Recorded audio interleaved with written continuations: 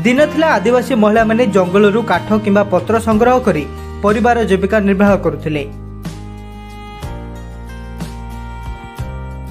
किंतु एबे आउ महिला को जंगल को जीवाकू पड़ुनी। घर बाड़ी रे विभिन्न प्रकार चाष करी बेस भल रोजगार करि पारुछंती।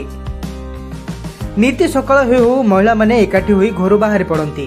घर बाहर अदरकारी आवर्जना को निज बाड़ी रे रखिथिबा जरी कुंडरे संग्रहित करी रखंती। पर महिला माने कुकुड़ा फार्म को जाई सेठारे कुकुड़ा और बतक मानक देखाशुना करने सहित दाना पानी देबारे लागि पड़ती। ए दृश्य होउछि गंजाम जिला जगन्नाथ प्रसाद ब्लॉक क्रियाधर गाँवर। एही गाँव रे 22टी आदिवासी परिवार वर्ष वर्ष धरी रही आसुछंती। पूर्वरु एठाकार लोके पारंपरिक पद्धति रे चाष काम करी और जंगलजात द्रव्य बिक्री करी गुजराण मेटाउथिले। किंतु वर्तमान प्रति महिला घर बाड़ी रही जिया खत प्रस्तुत जरीकुंड। प्रतिदिन घर बाहर थिबा अलिया आवर्जना एही जरीकुंड रे पकाई जमा करती। किछि दिन पर ताहा कंपोस्ट रे परिणत होई खत तैयारी होइथाय। चालुनी साहाय्य रे चलाई जिया खत को बाहर करी किलो पिछा 10 रु 12 टंका रे बिक्री करती। वर्ष को 2 रु 3 थर जिया खत बिक्री करी भल रोजगार करि पारथुबा महिला माने कहिसंती।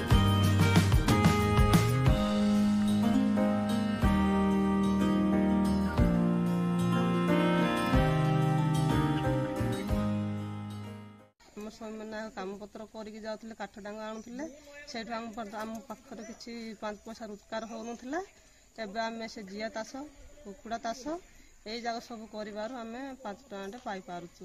आ 5 टଙ୍କା पाइक आम भी से सार स्वामी मान हाथ को नौनु आमर वर्ष को 1 रु 1.5 लाख टଙ୍କା आद्यटा होगा। फास्ट जिया कुंड चाष कलु तापर से दांडर अली अवचना सब आनिक पकेलु।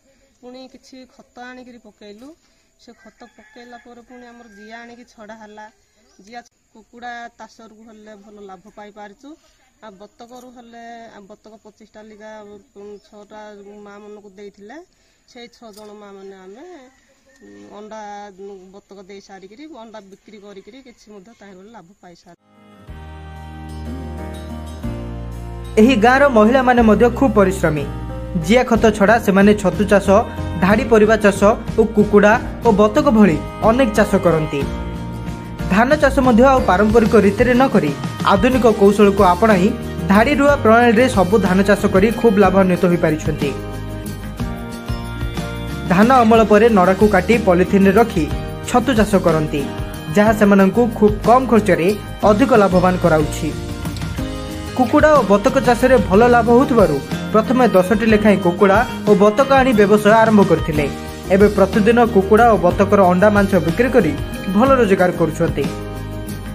वर्षरु 1 लाख रु 1.5 लाख टଙ୍କା रोजगार हेई पारुथबारु आउ घर लोकंक ऊपर निर्भर न करी निजे परिवार चलाउथबा महिला माने कहिसंती।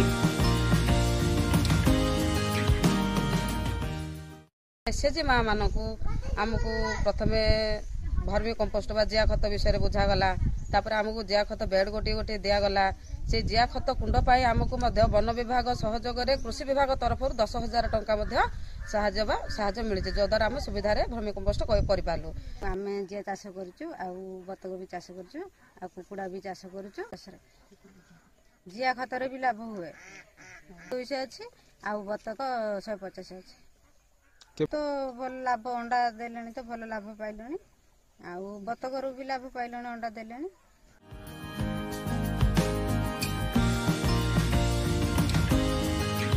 जगन्नाथ प्रसाद सीतेश कुमार स्वान को रिपोर्ट लोकालिटी।